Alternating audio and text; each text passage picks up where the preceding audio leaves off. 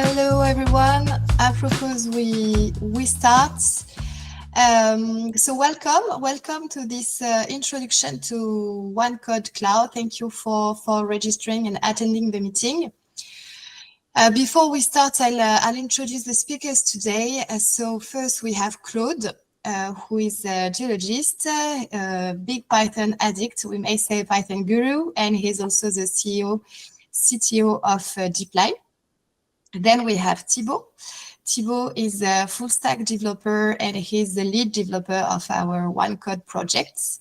And I'm Marie, I'm a geologist as well by background, and I'm in charge of business development. Before we get started, just a few guidelines about the meeting. So, well, you probably already noticed, but you are all muted, so you cannot speak at all. To interact during the meeting, you can use the meeting tools that are available on the lower right corner of the application. There is a Q&A functionality that you can use to ask questions at any time.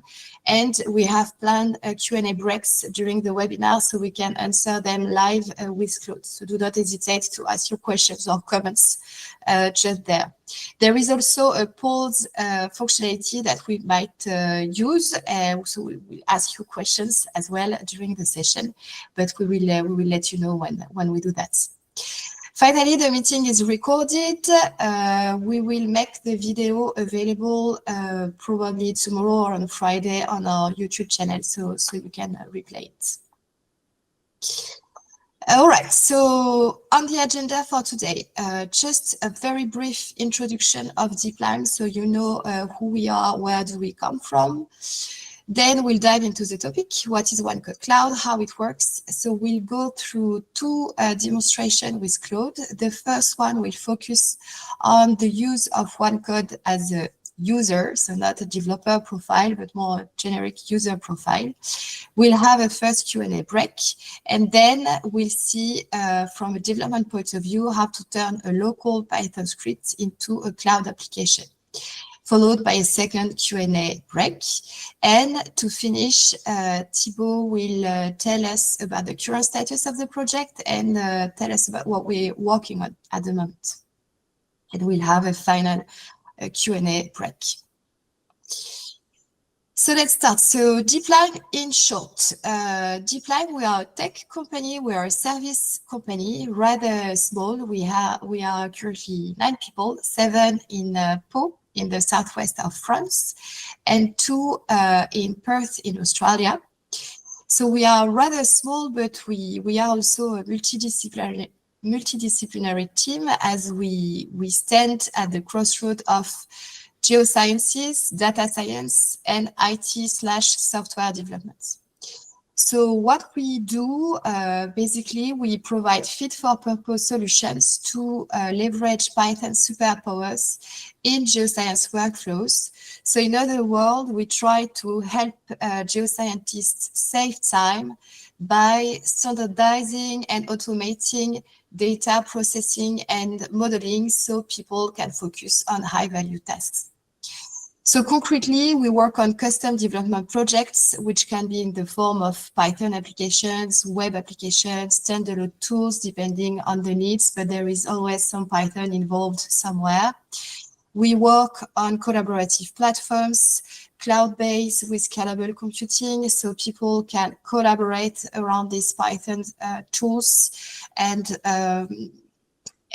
use them in an efficient way. So obviously OneCode is one of these platforms, and you'll know more about it very, very soon. We also provide on-site consulting and assistance, so we can participate to internal projects, provide Python expertise, depending on the needs. And finally, we also deliver trainings from Python 101 for geoscientists to more advanced classes on machine learning and artificial intelligence techniques, for instance. So this is it about us, and I will leave the floor to Claude to dive into the topic of the day, which is OneCode Cloud. Claude, thank you, Marie. You can go ahead. Thank you, Marie. So let's get started. So Python is awesome. I mean, don't get me wrong, but there is always a but part of it, of course.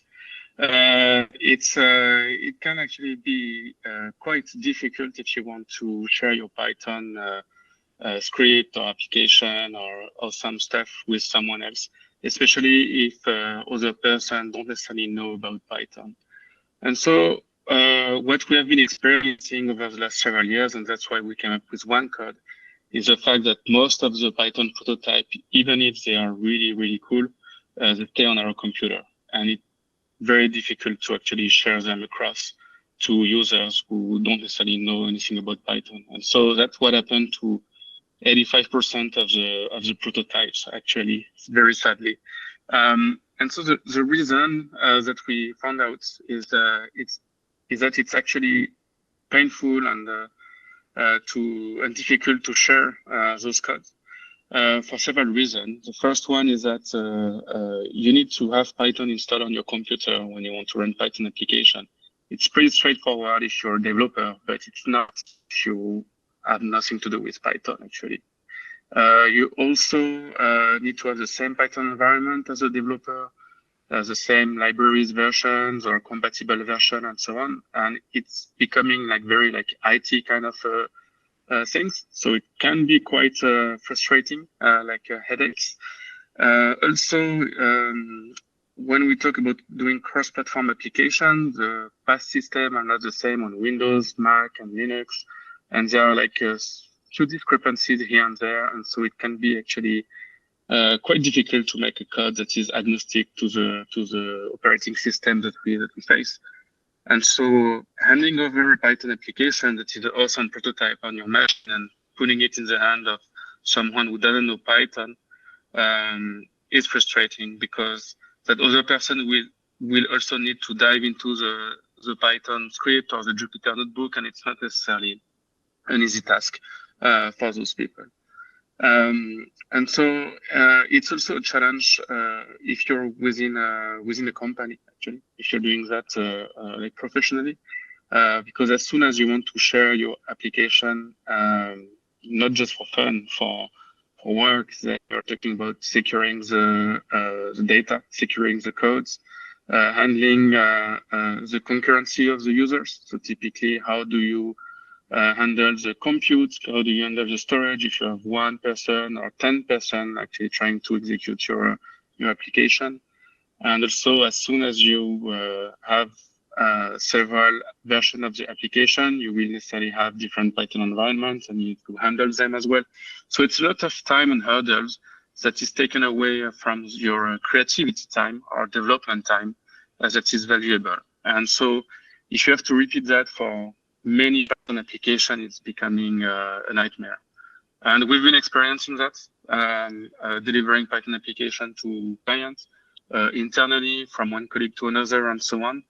And eventually, after this long thinking process, we came out with OneCode. So it was not the first attempt, I would say, but at least it's the mature solution, I guess, that we came up with.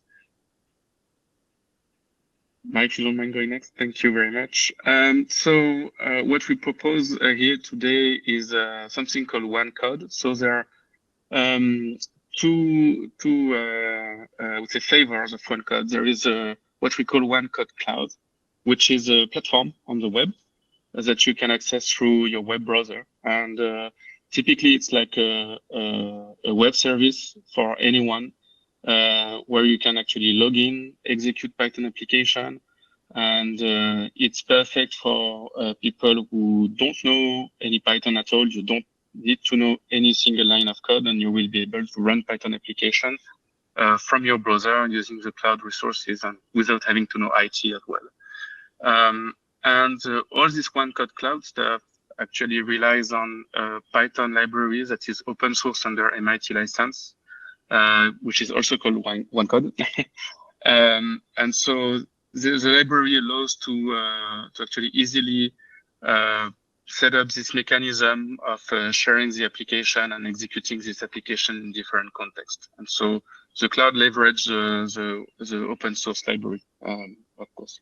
And so what I am going to show right now is a very short demo of what the platform looks like on OneCode. as a user typically.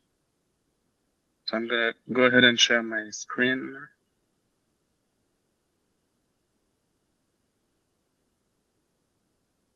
Alrighty.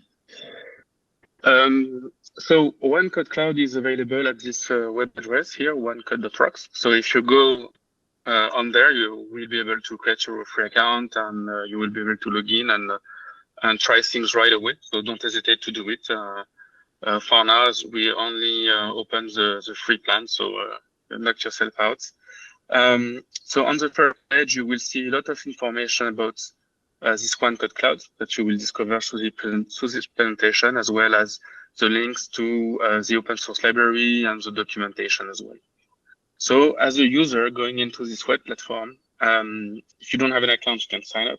And if you already have an account, you can simply sign in, typically, so which is what I'm going to do with a basic username and password.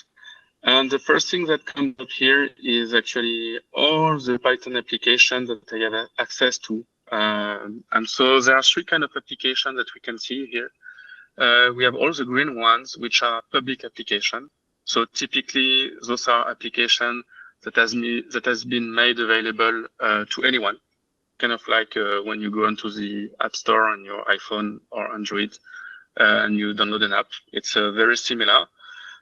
You also have a private application, which can be your own application that you want to share with other people. And the third kind is a private application that has been shared with you. So for instance, this might be where by AB. It's actually Abbas from Delft who actually made this application and shared it with me. So it's actually a private share link, which means that I'm the one who can use it and it's not public. And so the interesting bit is that as a user, you have access to a workspace of application, which can be used of other people's application. There is a lot of variety of applications that you can do, typically anything that you can do with Python. So we come from the geoscience background, so all my applications that I see here are somehow related to geoscience or at least data science. So if I pick one of them, for instance, this one is an example taken from Modflow. So it's just a thermal simulation, typically. And what we can see here is first panel on the left, which is an interface that it, as you saw, like took a couple of seconds to build. And what's interesting here with OneCode is that this interface builds automatically from the script. And so the developer who actually wrote that application did not write the user interface. And so the cloud platform will create that directly from the script using some keyword as hints to build that interface. And so the interface can be quite complex with lots of parameters under like sliders, number inputs, and so on. So those are very complex. I don't even know exactly what they all do. I can of course play with them and change them, which is very nice because I'm a user. I don't see any Python code, and I can still change parameters. And then I can just launch the application. So it will take all those parameters, launch the Python application, and it will run it on a machine. So which kind of machine? Well, actually, we can set up a different kind of machine. Like we have pretty high-end machines for big computes and low-end machine for very small compute. So this is something that you can choose. It's on demand. And the very nice part is that the compute is used by the minutes. So it's you have a very high granularity of how you use your compute here. On the right-hand side, I can see the history of all the jobs that I have been running for this application. And you see that this is the one I just started. I can, of course, go back to the logs that are output by this application. Could be the one from the past. So let's take the previous one from the webinar from Monday, actually. So this one will show up all the logs from the Python application. And it's a very short application. And at the end, it tells me how much tokens that have been used for this compute. So it's 2 minutes of usage, and I have 2 tokens that have been used. And I can go to the results. For instance, let's pick this one. And so now it brings me to my right hand side panel, which is like a file storage for the result of this particular brand. And so this application produces some images and a very nice thermal simulation as a GIF, like typically, and loading here. And you see that's the thermal flow going on. And so as a user, I didn't see any Python code, but you can tell that it's using some Modflow code and matplotlib display to produce the results. There are several other applications that we can play with. I will show you, for instance, this one. This one is a geostat application. So you will see the left panel, which is built from the script, is completely different from the previous application, because this one is a geostat application for mining. So it's expecting some drill hole data, domain under the form of a solid, a volume, some geostat parameters, and so on. And again, you can just run your application and get started. So if I go back to another run, you see that I have different kind of inputs. And the very nice bit here is that I can also have like 3D views on display that are produced from the Python application here using PyVista. So open source Python library, very useful. And then I'm able to see a 3D scene showing all my drill hole data along with my block models, which is like a Minecraft grid typically, with estimation of mineral values, so that I can use for QC, for instance.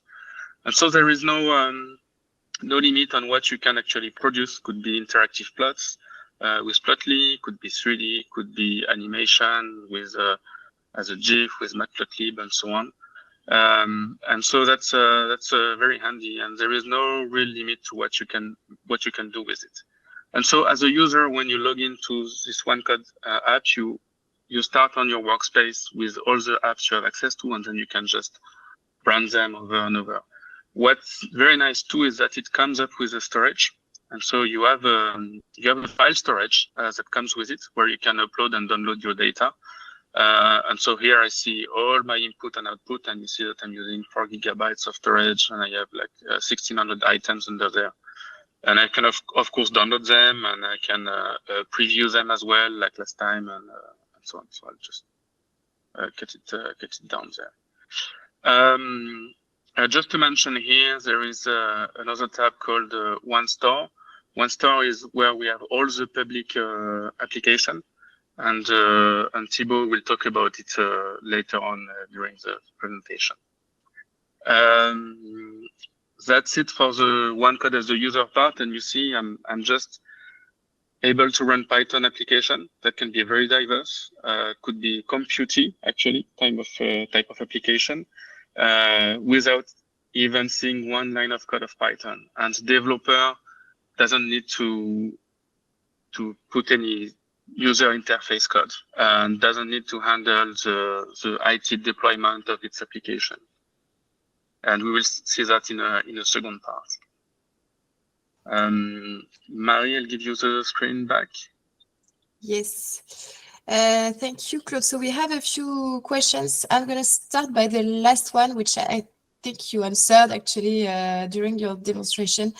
What kind of output can the platform handle? Images, files, movies, etc. Anything that Python can produce? So the answer is yes, and you said it clearly. There is no limits. Whatever your script will produce will be available for download and visualization, or visualization on the platform, depending on the files. So if I add up on that, what we're doing here to view this movies, 3D scene, interactive plots, and so on, we're using the export HTML functions that are available in PyVista, Plotly, and so on, all these open source libraries. And so we're not reinventing the wheel here. We just build on what's available in the open source. And so if the libraries can export in PNG movies, HTML scenes, and these kind of things, then OneCode will be able to read it. And worst case, if you produce like a proprietary format, then the user can always download it and use it in a different software if needed. Thanks. A question about GPU. You showed the different types of machine that were available to run the application. So is there any way we can select GPU machines? Not yet. It's on the roadmap. So typically, we're looking at, I would say, everything that is machine learning using LLMs or computer vision type of machine learnings, where GPU is more adapt. So that's something that we are working on to deliver either end of year or by early to 2026. Yes. So not yet. Soon. Thanks, Claude. Then we have two more questions that I will group. It's more related to user management on an application. So how do you control who can access the application, and is there a limit in the number of users? Yeah, so maybe I'll reshare the screen again. I think that's easier to show it directly. Yes. Go ahead. Yes. So when you go into an application where you are an owner or an admin, so I can see that if I have this, I see this wheel here on the right hand side. So typically, I don't own this application because it was made by AD. Typically, I can go in there. It goes into the settings of my application. There are a few settings. I will go back to it during the second part of the demo for developers. But typically the one you're looking for is access. And here you can invite people through emails, and you can decide if they are admins or users. So users, they only see the interface, and admins, they can actually invite other people and handle the presentation and the default thumbnail for the apps and so on. And so as soon as you write an email here, and let's invite Mary, for instance, and I can add, of course, other people. Then it will send an email. That person will receive the email and can either log in to an existing account or create an account and accept the invitation. And so as long as it's not done, you see that they have my colleagues that I invited on June 11, 2 months ago, who has not been accepted yet. And then Mary that I just invited now. And you can revoke those invitations at any time. In terms of limits of how many people we can invite, it will be based on the plans, typically on the pricing that you choose. For the free plan right now, so let's go look at it actually right now. Right now, it's only the free plan available, so there is nothing to choose. You can use the platform for free. You can deploy up to 3 apps for now, and you will have 1 GB of storage and enough like credits to run up to 5 hours of compute, which is like already pretty big. And for each app, you can invite 3 people. And as you move up to your plans, either as individual or enterprise, you may have more to the number of users per application. So as individuals, 3 people per apps for free, it's already, we believe it's a good start. And if you go to the next plan, it's 5 and 10. And the enterprise, actually, we share applications through what we call workspaces, which allow to federate application. And then you have no limits of users that you can invite, typically, which is more the case when you're in I would say a professional settings in an enterprise. Yeah. Right, thanks, Claude. There is no more question, I think. So let's move on. There is a poll as well for you to answer. Just tell us if you are more on the user side or on the dev side, and we are going to dive into some code now. Sorry, if you can share your screen again, Claude. Sounds good. Yes. Right. So let's see. So as a developer, which is now you are actually a Python guru or a Python enthusiast. It doesn't matter. It's up to you. And you want to publish your application. either to share it privately or something else. And so what you need to do, the first thing you need to do is to on your local computer, so whether you're on Windows, macOS, or Linux, you can install the public application, the public library called OneCode. So you can do it through PIP or Anaconda, whichever tool you are familiar with when you develop Python application. And it's just install OneCode. So here it's already installed on my machine, so of course it's not going to reinstall it. And so let me clear that.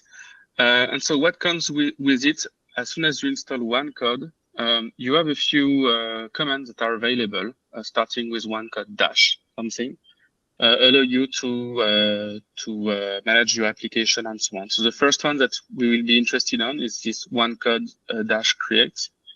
And this is a very tiny wizard that asks you where you want to create your application and what's the name of your application. So by default, it's going to put it in my current directory, and I can just choose a name for it. So let's go for a very typical classical hello world. And you see that now in my directory, I have a new folder called hello world. So let's go into this one. And then I will introspect it with my favorite IDE here, which is VS Code. But if you have your own IDE like PyCharm, or if you're doing things in Anaconda and stuff, it's perfectly fine, or Spider, you can do with it. So you will see that in this folder there are already a bunch of files that are made available to you. It's a skeleton that OneCode will create. And so what's the files that are important here are the requirements.txt, which is where you define the dependencies of your libraries. And so you will see that there is also a helper to have these requirements automatically generated. And then you will have in this flow directory this hello world.py Python files that was created for me. So if my project was called something else like volcanoes, it will be volcano.py. I mean, it will be the same as the project name.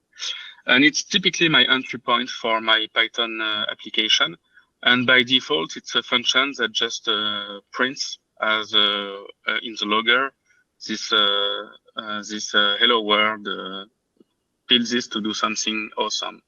So if I want to run this application on my computer, I just do this python main.py, and by default, it will run whatever we have coded here on the right-hand side. And so let's make this example a little bit more real. So let's say that we want to print the name of someone a certain number of times. So that I want to say, well, my name is Claude, and I want to say I want to print it like 3 times, and say print hello and the name. So this is very basic so far. It's so if I run this application again, you see that it will print Claude 3 times. So okay, that's not very that's not very exciting application. But the question is, how do we make that so that we can expose the name and the number of times that is printed and push it as an application on OneCode? Well, wherever you have parameters that you want to expose, and you can actually replace them with OneCode keywords. So you can wrap them around OneCode keywords. So for instance, if I'm expecting a text, I can actually text input. And here there are helpers to show you what it's expecting, this kind of thing. So let's say that the first thing is I want to say which label I'm expecting for the user. So I'm expecting the full name, for instance. I will put a default value, so the default value stay Claude, and that's it. And let's say that I want to expose the number of time the print is called. Here, instead of hard coding it with 3, I will say, well, actually, I expect something to be a slider. Let's call it a number of times. The default value is a 3 because this is what I did initially. But let's say that I want the user to be able to choose a slider between 1 and let's say 25, and with a step of 1. And so now if I run my application again, well, we'll see that it's actually fails because I don't have to type max instead of min, of course. So let's see. It will again print 3 times Cloud. So, well, not a very big improvement since last time. But what's interesting here is that because we wrap them around this OneCode keywords, which is OneCode text input and OneCode slider, and there are much more other elements, then OneCode Cloud will actually recognize them as input. And so let's push this application to the cloud. So first thing to know is that OneCode is synchronized with GitHub. I think we pick like the most common and famous, I would say, repository platform of the world. So you need to have a GitHub account. You can create your repository. So I will call it Hello World as well. Hello World again. You don't have to make it public. You can definitely keep it private. It's up to you whether you want to share your code or not. It's not up to the platform, so you choose. I'm creating my repository, which is going to be something empty, and I will push my code to this repository. So here I will just put the git command to allow me to actually do that. I will add all the files and say, well, this is my first commit. And I will push it to the cloud. And I have some security here. And instead I refresh the page. My application is now on my GitHub as a private repository. Yeah. And this is the code that we just wrote. So now putting it in OneCode here, under this app tab, you have this register new app button. And so what it brings you here is a drop down where you can select repositories. So first is you have to link your GitHub account, of course.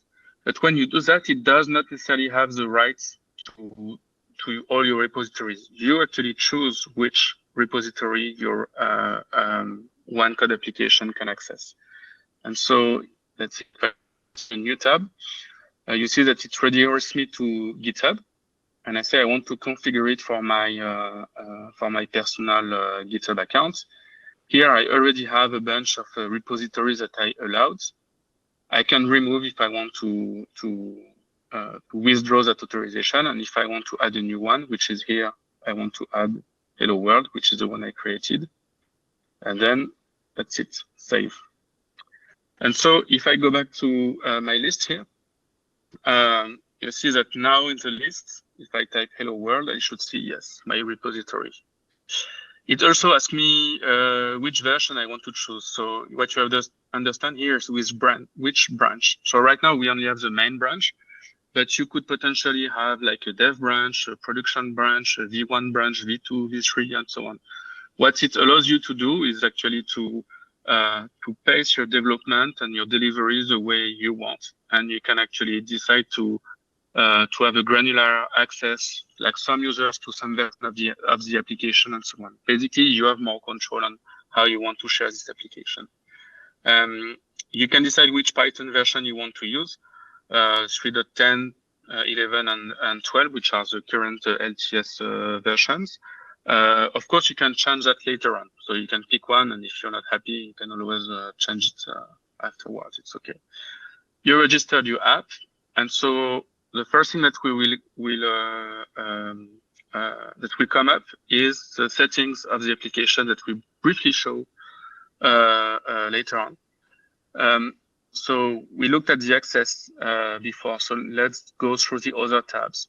The first tab that we see is our application name. So here you can actually change it and put something that is more meaningful. So I will just put hello world without this underscore. This is where you can change the visibility of the app. So whether it's a draft that's ready to be used by private users, draft not ready to be used, sorry, that you're still playing with, and private when you're ready to actually share it with other people.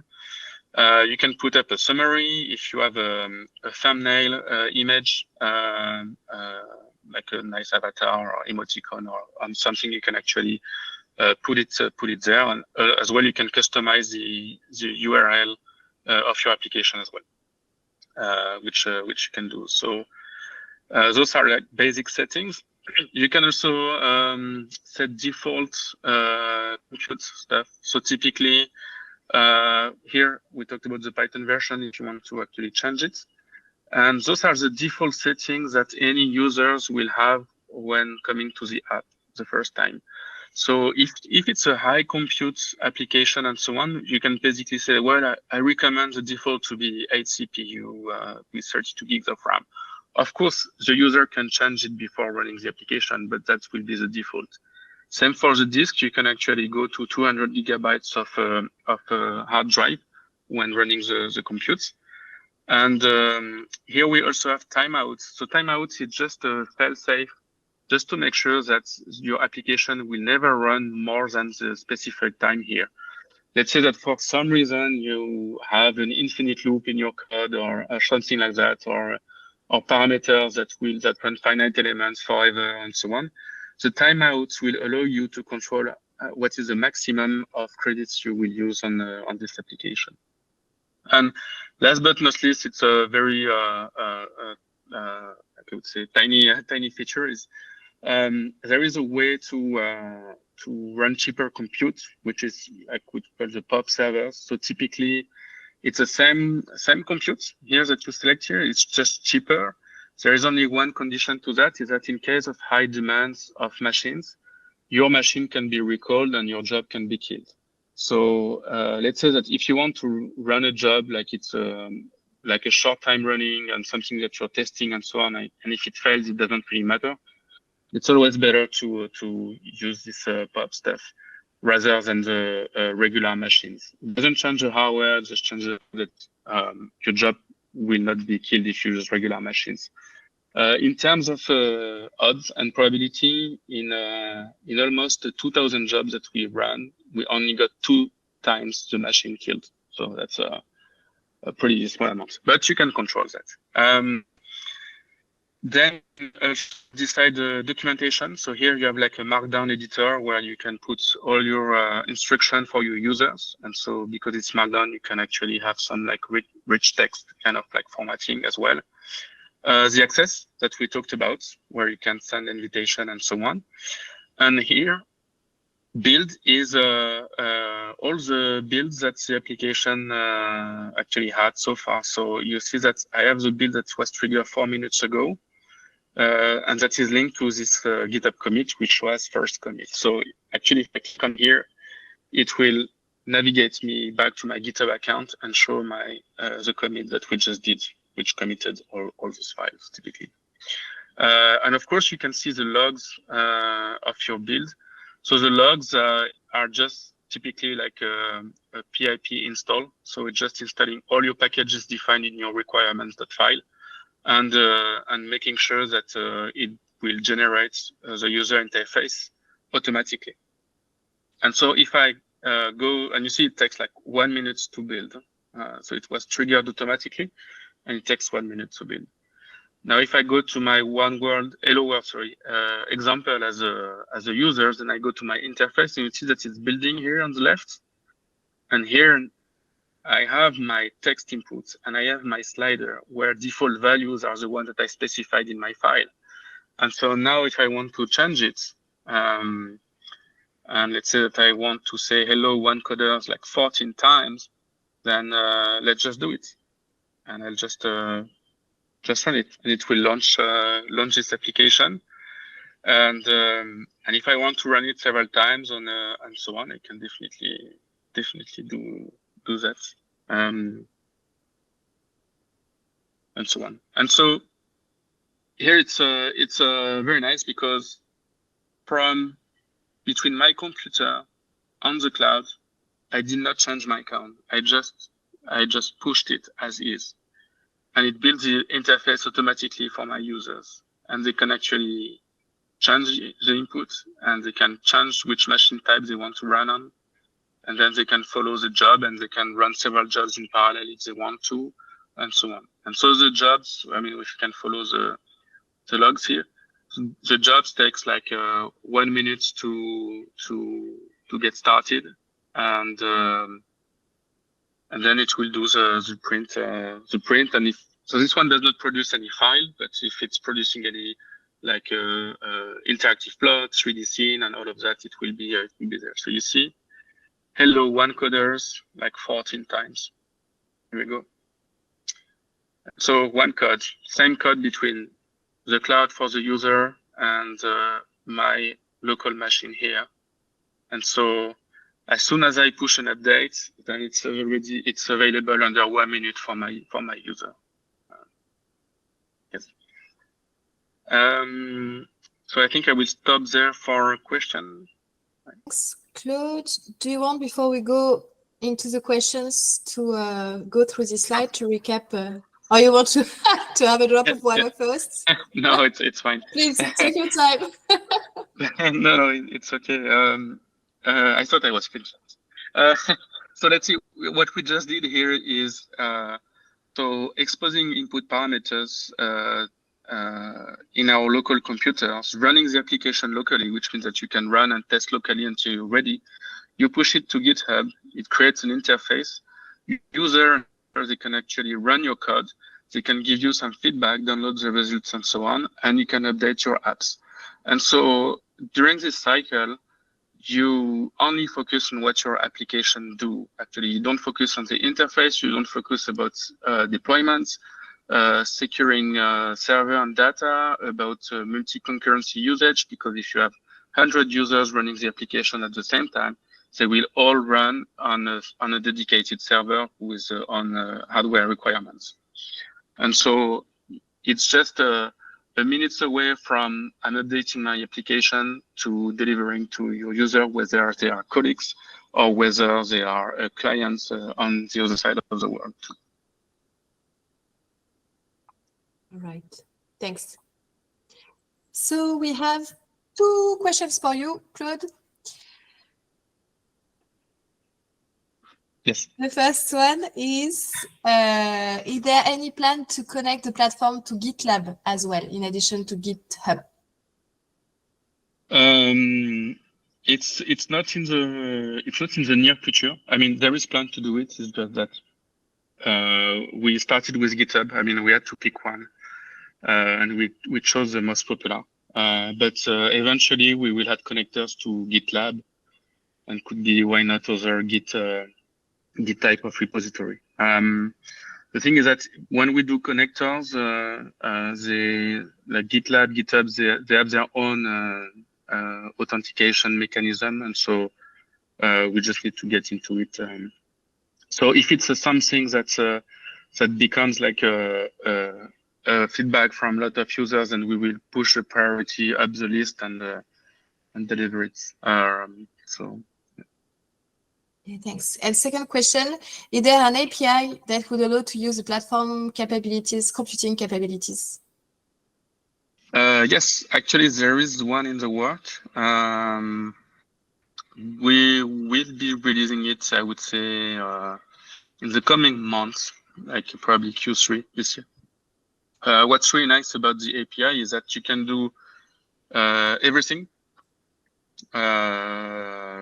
through command line or through Python script, which means that if you have, let's say you want to run sensitivity analysis, where you have actually to prepare hundreds of runs, run table of hundreds of runs, for instance, then you can define this run table and say just launch it in a loop, like for each run, start one code, and so on. And so you don't even have to go through the interface anymore, and you can launch it from your Python script or other languages actually, because it's HTTP API, so you can call it from JavaScript, from C++, and whatnot. Yes. So coming months, yes. We already have working prototypes for that. Yeah.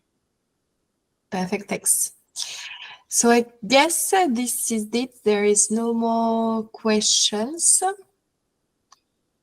So let's move on to the last part of this webinar, which is it's time actually. Sorry, 4:50.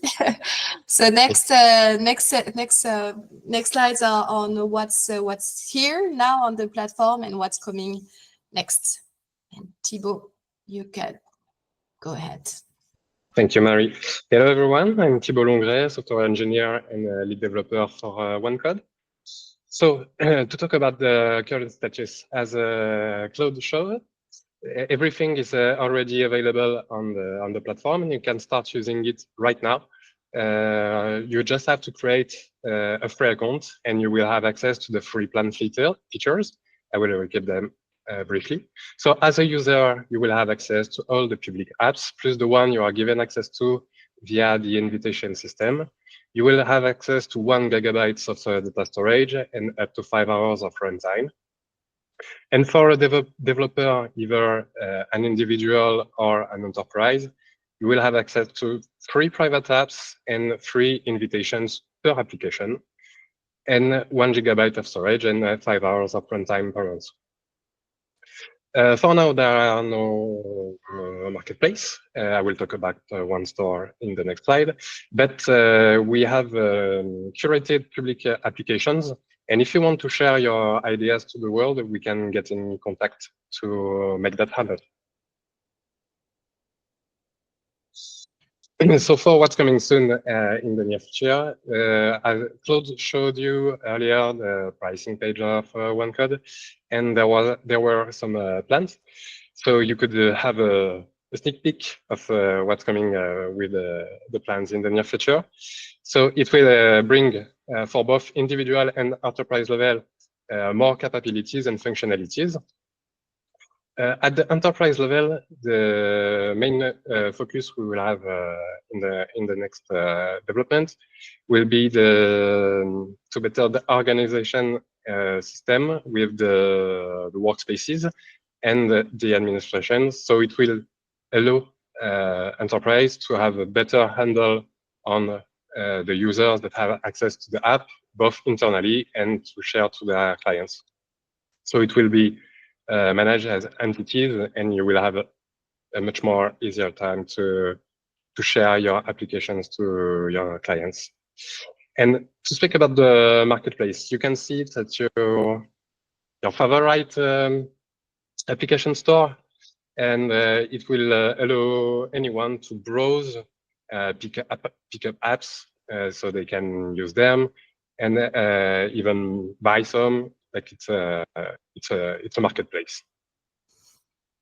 So to conclude, we will go over the benefits of the OneCode application at 3 different levels, starting by the developer level. So as you could see through Claude's demonstration, the integration of already existing Python scripts is fairly simple. You'll just have to put the OneCode Python keywords to integrate the OneCloud environment, and then you push your application, your script, your Python script to GitHub, and OneCode will automatically fetch it every time you commit and build a new application. You don't have to worry about creating a UI. It will be handled automatically, and you can focus on your logic. So you can focus really on your business, and all the burden of the sharing, the UI, and so on will be handled by OneCode. Also, to further say it on your code can be kept private. Sorry, you have full control over your IP, or you can decide to make your code public through GitHub, and it has no impact for OneCode. It can work on both flows.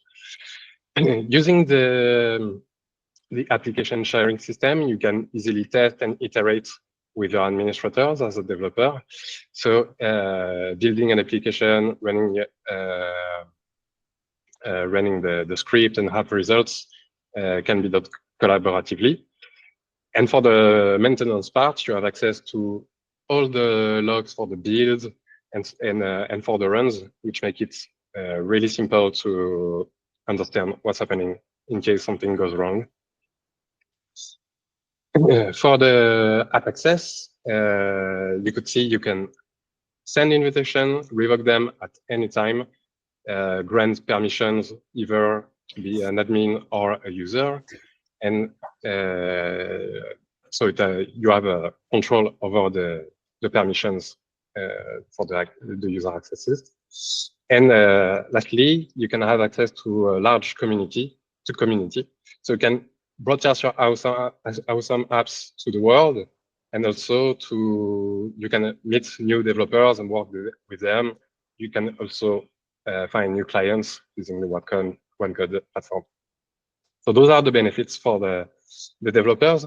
Now jumping for the users, everything is bundled within a simple web access.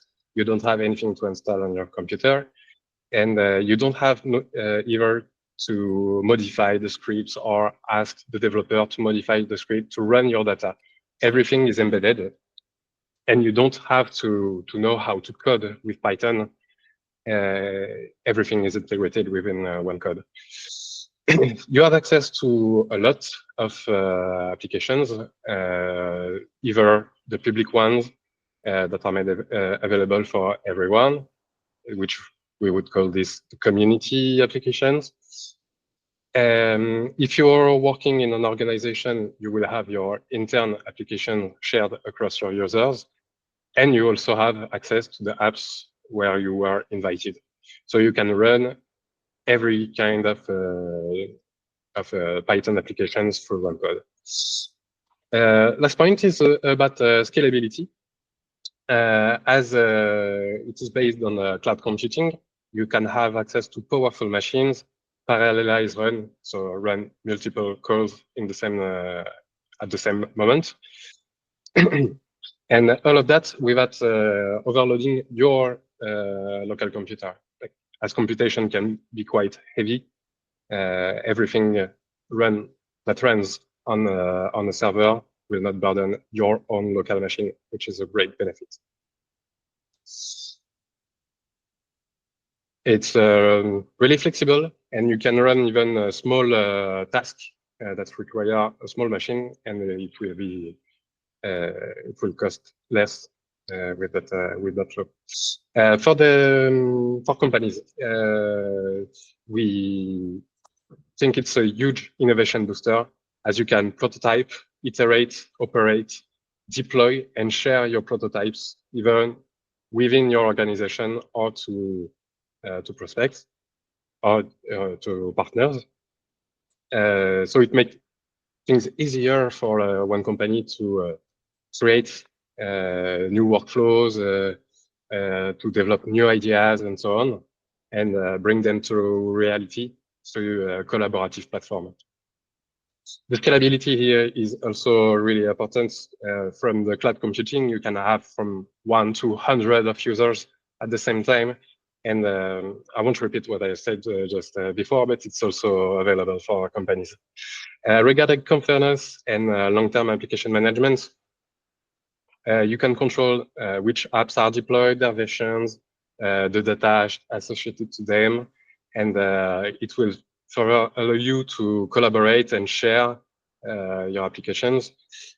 And in terms of user access, you also have the right to revoke the access at any time. As a security standpoint, every data is encrypted in the server, and the data are tied to the jobs running, so it can be accessed only to the users that are expected to have access to the data. Another big point for companies is to unlock business opportunities. So it would be either for internal applications, so they could be centralized and shared, which is it also often happens to stay on one computer and cannot be accessed to anyone in the company. So working with OneCode will allow you to share more easily your applications. And for other business, it allows you to develop and share applications to your clients. And it's perfect for consulting groups and research consortium, for instance. Lastly, I will talk briefly about the cost effectiveness. We believe our model is affordable for all kinds of companies, from smaller to really big companies, as our costs are focused on the real compute usage. So you won't have it's a really effective way to sorry. It's cost effective. It's cost effective. It's really cost effective with this paradigm. Okay, Yeah, let's finish here. Thank you very much, Thibaut. All right, this is it. This is it for us. If you have last questions, it is the time to ask. I know it's already 5. We give you 1 more minute to ask questions in the Q&A tab if you have. Anyway, we hope you enjoyed the session, that you've learned things, and that it's clear for you what is that platform and how it works. It looks like it was clear. There is no other questions. So yeah, that's it. Thank you very much for attending. You can stay in touch with us at contact@deeplime.io. And of course, do not hesitate to visit OneCode.rocks if not already done. You can get your free plan and start working with the platform today if you feel so. Thank you very much. Bye-bye, everyone. Thank you.